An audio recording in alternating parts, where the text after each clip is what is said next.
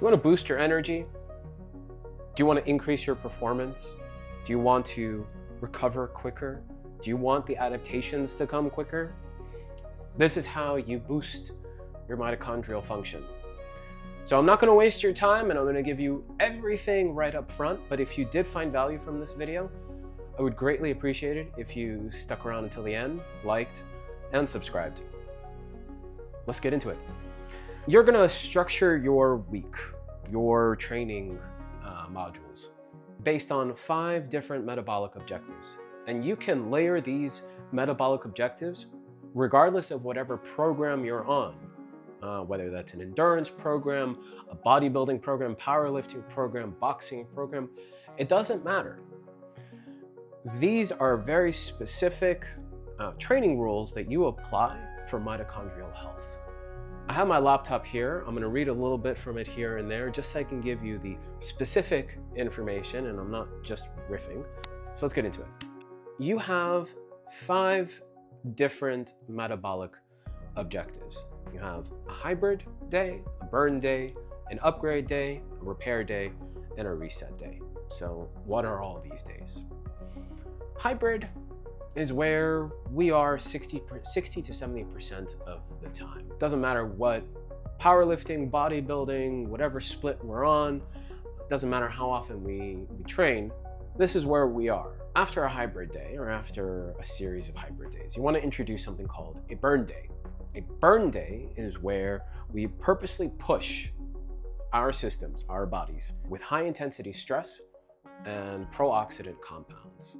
Those are sprints, speed work for bodybuilding, powerlifting, weightlifting, basically anything where you're not necessarily going to feel sore, you're just going to feel like crap afterwards. After this burn day, you're going to do an upgrade day. Now, upgrade is where we level up the metabolic stress that we created during the burn days to force mitochondrial biogenesis, the building of new mitochondria. After this upgrade day, we then go into full repair mode. So this is our rebuilding phase after a string of hybrid days, or after this burn upgrade when deeper recovery is required. And then operate with a reset day. Now, this isn't just another off day. This is a day for full system recalibration. After a reset day, you're 100%. After a repair day, you're about 80 to 90%, which is where most of us should be. Why does the body need such a cadence in the first place? I'm going to read a little bit from my notes, if that's okay. It's just I want to be very specific with you guys. Our bodies thrive on alternating periods of stress and recovery to build stronger, more resilient cells. Mitochondria demand cycles, not monotony. Mitochondria require alternating stress, such as exercise-induced oxidative bursts, not just the type of bursts that we do for our normal training. Again, whatever kind of training that may be. And recovery, meaning low stress, supported by antioxidant periods, antioxidants such as NAC, vitamin C, vitamin E. These cyclical patterns drive mitochondrial biogenesis, repair, and resilience. And this is happening regardless if we do this cadence or not. The purpose of this cadence is to actually optimize and enhance the cadence. We go through mitochondrial biogenesis every day. What's special about this program, or at least this layering that you can attach to your programs, is that they supercharge you. And that's the whole point. Most programs don't account for this supercharging of the mitochondria. Acute metabolic stress triggers adaptive responses like increased antioxidant enzyme production, mitophagy, which is the removal of damaged mitochondria, and the activation of master regulators such as PGC1 alpha and NRF2. If stress is unrelenting, mitochondria break down, cellular damage accumulates, and recovery stalls. That's why sometimes you can't recover from whatever workouts you may have done, even if they might have been easy workouts. Your mitochondria just didn't have time to repair itself. If there's no stress, adaptation never happens, and the system stagnates. True metabolic adaptation and long-term energy, resilience, and performance comes only when stress and recovery are strategically alternated. Let's get into the details of each day. This is where we'll spend 60 to 70% of our time. If we go to the gym, that's our normal workout. That's our push-pull legs, our upper lowers. If we do track, these are tempo intervals. If we row, 5 times 500 meter moderate sprints. Doesn't matter whether you do swimming, whether you do work on the sand, calisthenics, body weight. This is the workout where you feel like you did something, but you didn't push yourself hard enough or to the point of breaking down. On these days, you're gonna maintain about a 70 to 85% heart rate max between basically zone 3 and a low zone 4.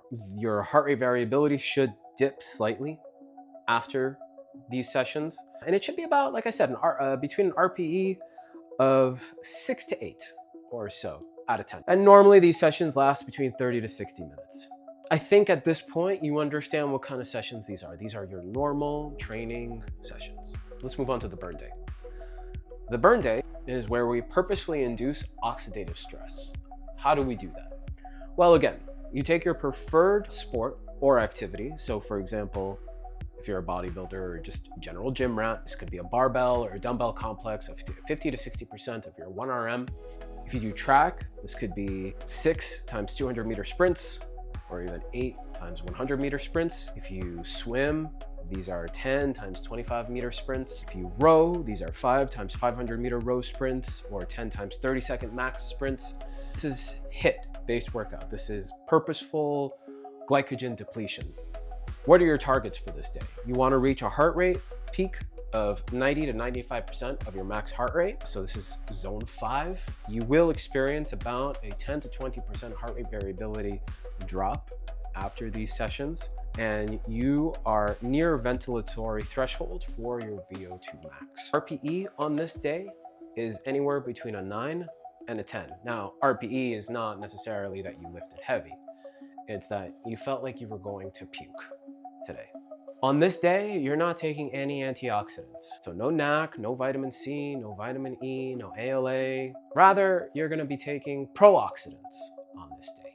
These compounds include PQQ, yaugulin, quercetin, phytosome in high doses. Quercetin in doses below 250 milligrams, above act pro-oxidant.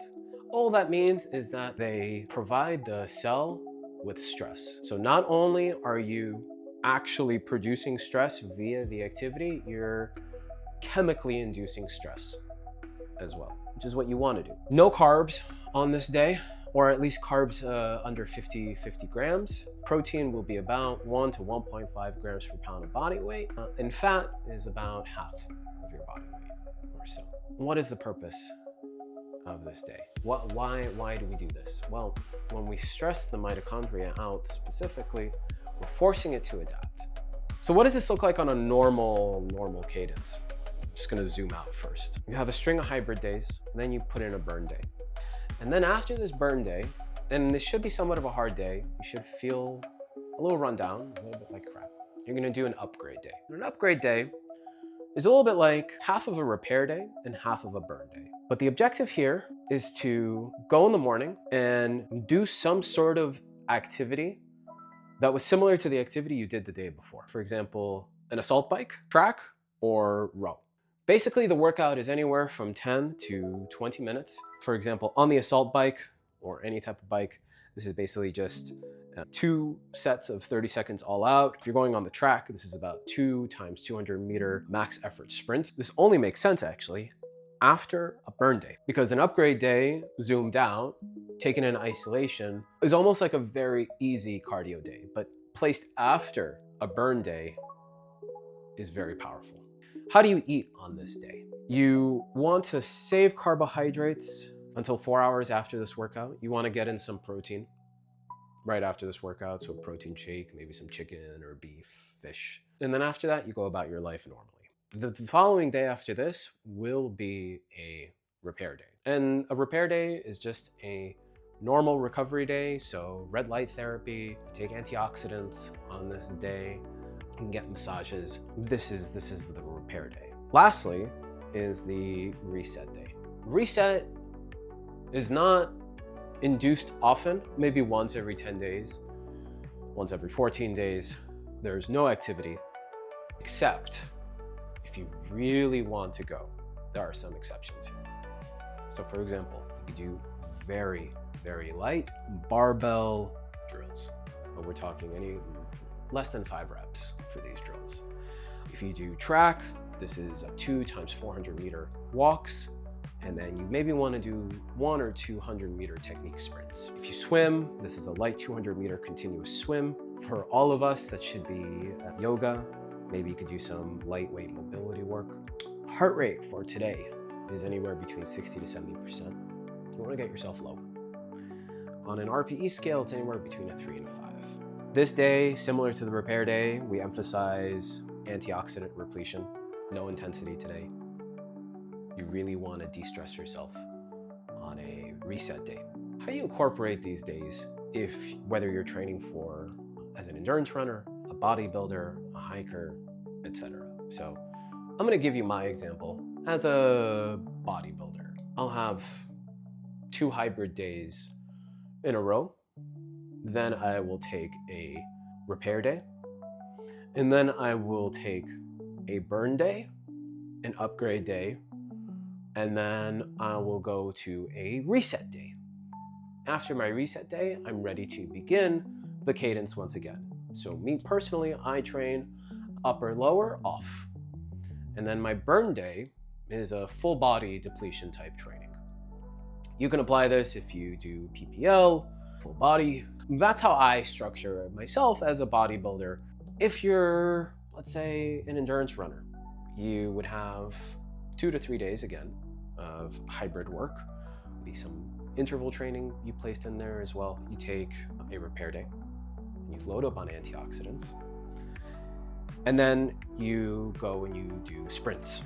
This will induce mitochondrial biogenesis that you need for your endurance. You do your sprints as a runner on your burn day. You keep your carbs below 50 grams right after your workout. You drink a protein shake. Throughout the day, you're snacking on nuts, chicken, maybe some cottage cheese at night. In the morning, you take some black coffee only. No, you don't need to take additional pro-oxidants. You for sure don't take any antioxidants. And you maybe do a few sprints. Your session should last no longer than 20 minutes. Anything more than that, and you're encroaching on territory that will be very hard to recover from. It will take you a few days to recover from this. After that, have a protein shake, maybe a can of tuna, some chicken. After a few hours, about 4 hours or so, you can start eating normally again. Now, your burn days can be low calorie days. It does help because low calorie will also assist this stressful mitochondrial environment that you've induced. The upgrade days can be, minus 5% maintenance or even maintenance. And after this upgrade day, you can either go into a repair day, or if you're feeling good, you can go straight back into a hybrid day. The objective here is to incorporate these principles into your normal training. The results will speak for themselves. Try this out for about a month and see what happens. Look at your heart rate variability on your various fitness watches. Look at your VO2 max. See what happens. Let me know in the comments below if you enjoyed this or not. I'll be coming out with more content soon. See you in the next one.